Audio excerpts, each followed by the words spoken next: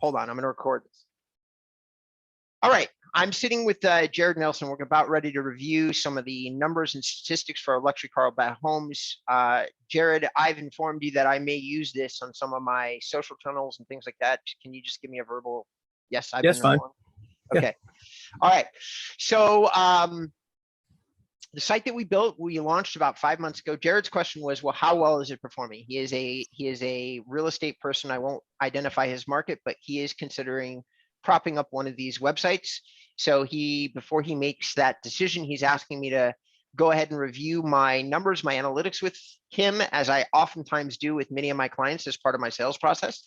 I'm usually showing them not so much how the website looks, but how it actually performs in terms of how people are using it, how they're digesting it, how many pages they look on it.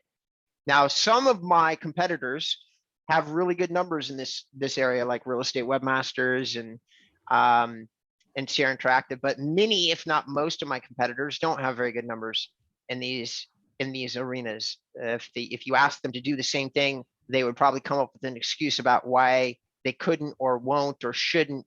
And the reason for that is, typically speaking, they're not focused on high quality end user experiences. And so they don't have really great numbers on their websites. I didn't know when I built the luxury site, how it was going to perform.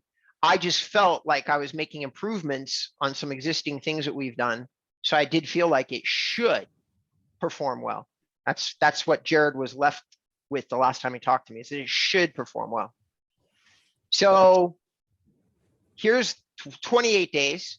We still aren't getting a lot of visitors, but the visitors are going up. And here's the thing: the client, the person who's owned this website, has done no promotion, none whatsoever, no email, no. So actually, she's posted it to some of her social channels a couple of times. The average time on site is 4 minutes. The average time for a real estate website in general is about 30 seconds. So we're kicking the absolute dog snot out of what the average is on a real estate site. Some sites, such as Sierra Interactive, have about 1 minute, 26 seconds as an average hang time. Real Estate Webmasters might be around the same. When we go back for 90 days since we launched the site, now this is looking at the 5 months since the site has been launched, comparing the last 90 days to the previous 90 days. And you'll discover that we've had about 300 users, and the average hang time is actually up.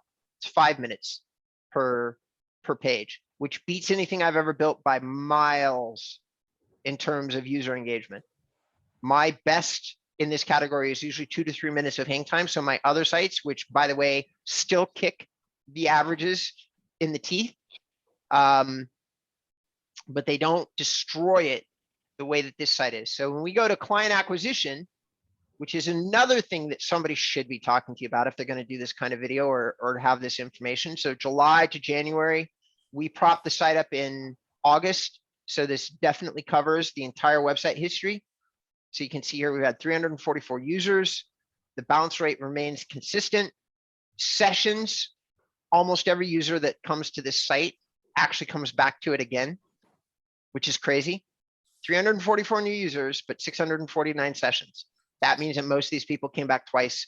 Now, that's not the way that statistics really work. Probably 150 of those users came back, but they came back and visited an average of 4 pages. That's probably more what's accurate. So the average session duration for all visitors since the site went up is 4 minutes and 46 seconds. We've already got 95 people coming in from organic search since August. That means that somewhere, somehow, this site is already ranking inside the search engines, which is crazy. That's crazy fast. Direct, another really big number. What does that mean for all of my viewers? What's direct? That means they have your address, that they bookmarked it, that they memorized it. That's why I usually select the domain name for my clients.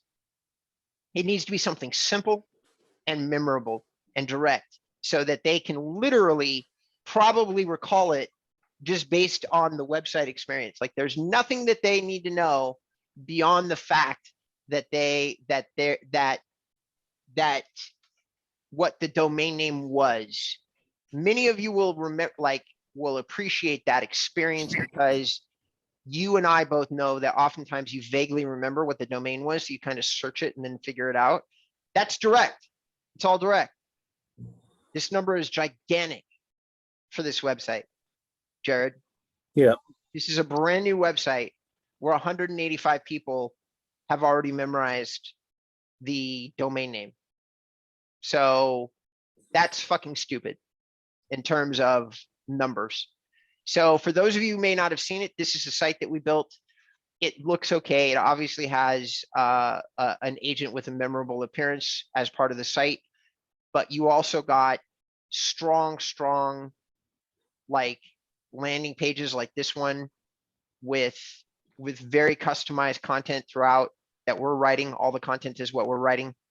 That's what is making the site so sticky, is the internal navigation. All these pages, the reason that people keep coming back to them is I built the best page on Arroyo.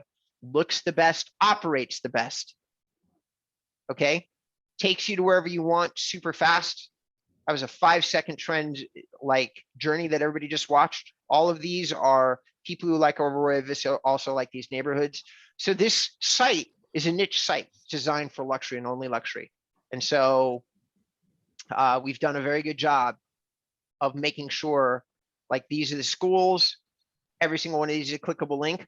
All this interactivity on these pages, ladies and gentlemen, the people watching it, is all SEO shit. It's all ways to rank these pages. So do I know specifically which of these pages is already ranking?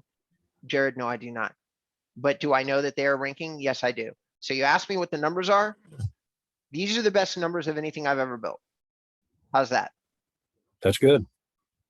Okay. So I'm going to stop sharing. Ladies and gentlemen that tuned in for this micro update on my BrandMaster product, I really appreciate you checking out the numbers with me. You can always just message me or call me if you have any questions. Oh, no, that's not what I want to do. I'll go back to that in a second. There we go.